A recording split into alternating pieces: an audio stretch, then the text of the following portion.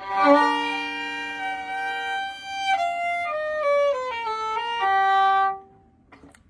hi.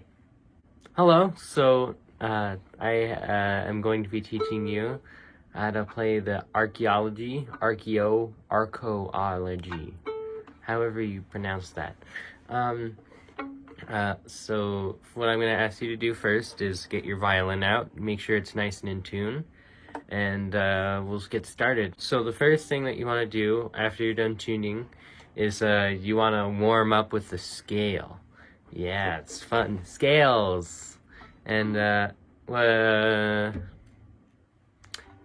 what we're going to be doing is we're going to be playing a scale, which is in the key of the song that we're playing, which in this case is D major. So we're going to be playing a D major scale. So I have the metronome here set to 53 beats per minute. So here's the warm-up. You can play along with me, or you could do it by yourself. It's cool. I'll just play it for you real quick. 1, 2, 3, 4.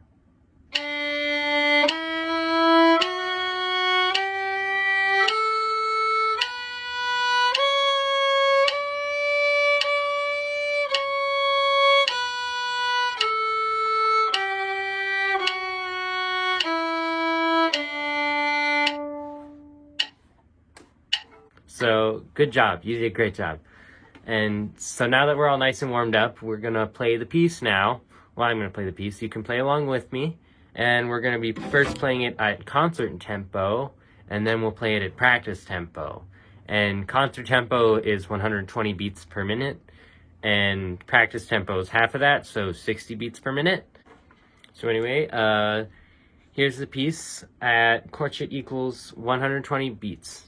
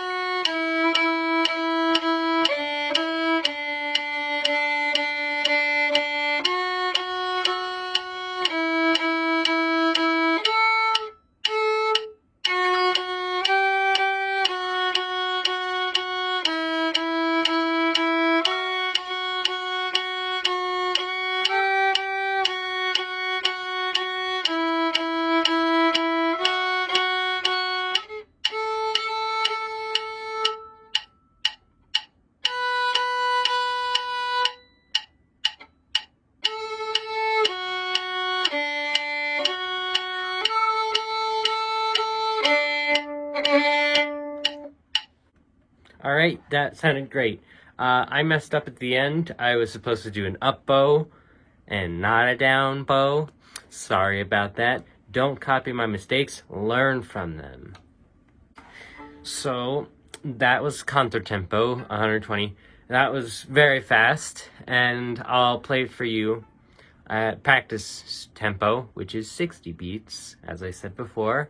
And if you want to play along with me again, that sounds great. You should do that. So anyway, here it is. Play along.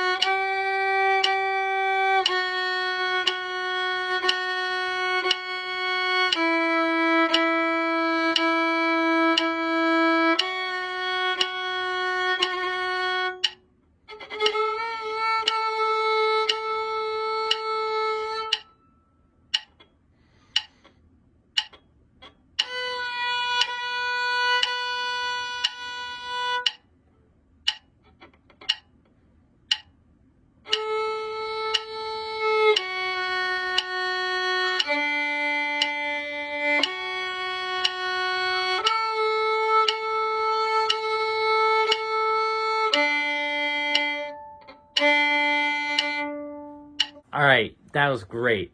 That was super good. That's very slow. It's only 60 beats, and what I'd like you to do is I would like you to, when you think that you can play that pretty good, you say you played it through a couple times. It sounds pretty good. What I want you to do is I want you to like bump it up a couple quarters. So now it's at like 64 beats per minute, and then you up it again, and now it's 70 beats per minute. And then eventually you'll get to concert tempo, and it'll be natural. You slowly progress. It's not low and then high. There's spaces in between them that you need to go through. But anyway, that sounded great. You did a really good job. Now I'm gonna take you through some of the things that I thought was a little bit hard, and you might have trouble with. So I'm gonna go through all of those, and yeah. Okay, so already on measure 3, there's this weird thing that you might not know about. It's what that big line with a 2 on the top means. It basically just means 2 measures of nothingness. And you also see that in 59 and 63. So basically what it is it's just 2 measures, and they're both empty. So you don't really have to do anything in them. You just have to count them so you know when to come in. Also at 11, there's a weird 2-0 thing going on there. And also it's a weird rhythm. It's a...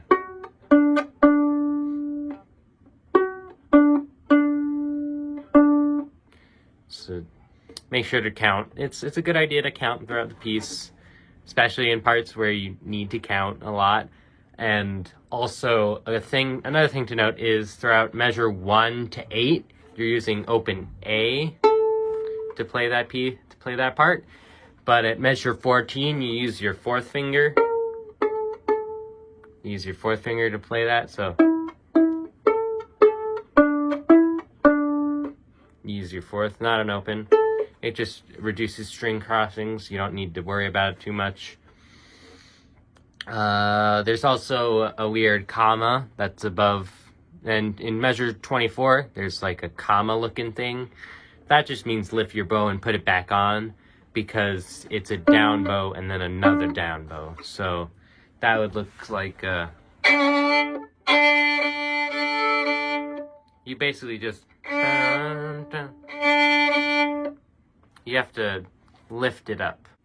So what you're looking for is something like this. That might require a little bit of practice, because what we don't want is this. Yeah, you don't want to bounce, so you have to kind of practice doing that a lot.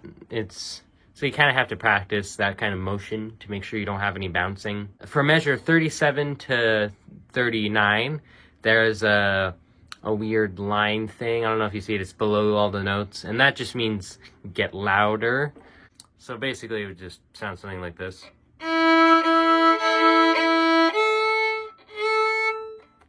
You just have to play it softer and then gradually get louder as it goes through, and you keep that same kind of volume throughout almost the entire rest of the whole thing. But it's cool. Also, there's another lift on measure 40, so keep that in mind. And also at measure 56, there is again a 4th finger. You have to use your 4th finger for that next part. It's much easier, and though you might think that you need an open A, but it's not a good idea. Just use your 4th finger. It's better there. And also use your 4th finger on measure 69 to 70. You use your 4th finger there as well. And for measure 71, the last 2 beats, that's an accent that's beneath the 2 open Ds, so it's you just really have to push down on it to make them stand out instead of just it sounds, you have to make a much grander sound. So yeah, so thank you for watching. I hope I taught you something that might have helped you with the piece. And remember, if there's always a part that you're struggling with and you think you need to get better at it, then you should just play it over and over again. One good example, I'll just name one out. Let's say you're having trouble at measure. This is a 37. You just gotta play it over and over again. So you'd go. And then you'd play it again.